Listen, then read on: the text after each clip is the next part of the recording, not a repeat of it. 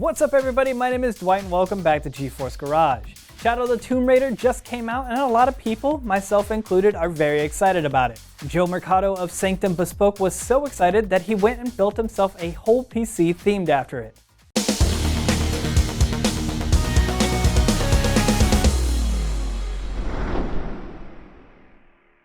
Well, hey Joe, welcome back.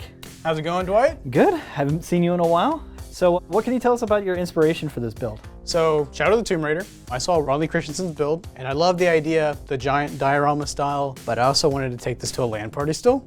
So I said, okay, you know what, this will be the LAN-friendly version, and that's where the idea came from to use the Fractal Define Nano. So what mods did you actually do to the case? So I just took elements from the trailer that we saw. We have the climbing axe on the front. She's usually climbing around with those, and that was 3D printed on my Zortrax printer.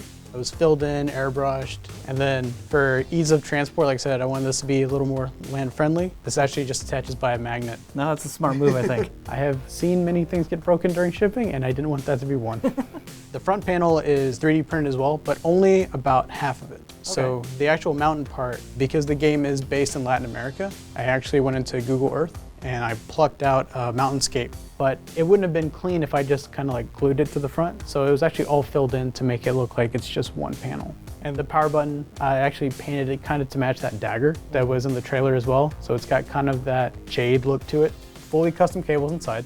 The pattern is actually different shades in every single slot. I wanted to keep going back to this rainforest theme. It shouldn't be symmetrical.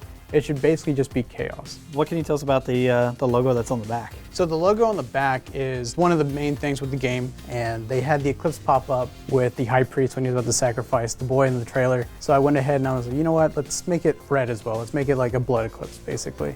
The high priest, he had a lot of white texture on his body, so I wanted to incorporate it somehow because I thought it looked like a cool pattern. And then it helps bring out the red as well. And the way I got this texture was taking a sponge and then just dab it on the canvas. I noticed that there's a plate here on the back. Can you tell us what the plate's for? So the plate is to cover up the PCI slots because they're not being used because the GPU is vertical. But I wanted it to flow in, so it also got weathered, and so did the GeForce Garage badge. And how'd you go about doing the weathering? The way I did a majority of the case, you just get some acrylic paint and a glass of water, and you just lather it on the surface, and then you immediately wipe it off. And then you can see the power supply itself was not spared either. It got weathered as well. Same treatment as the rest of the case, painted, gave it that textured paint, and then weathered it down. I noticed that you made a custom plate for your power supply as well. Right, so this case, even though it is ITX, will take a full-size power supply. And I was like, you know what, I don't need a full-size power supply for this build, but I had to make an adapter plate because SFX is significantly smaller than ATX.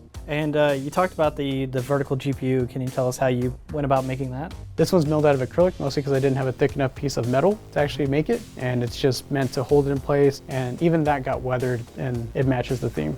So it looks awesome, but what are the actual specs of the PC? It is an ITX build, so we have Gigabyte's Gaming 5 Z270 motherboard, paired with an Intel i5 7600K processor, 16 gigs of Corsair memory. Their Vengeance series is RGB, and it can be addressed with their software. For storage, we have a single 500 gig Samsung M.2 drive. For the gaming horsepower, we have a GeForce GTX 1080 Ti, all cooled by EK Waterblock's fluid gaming line. Well, the build's done and it looks great. How about we go play some Tomb Raider? I'm all for that, buddy. If you guys would like to see more Shadow of the Tomb Raider related content, be sure to check out our channel. If you enjoyed this video and would like to see more, be sure to hit that subscribe button, and we'll see you for the next one.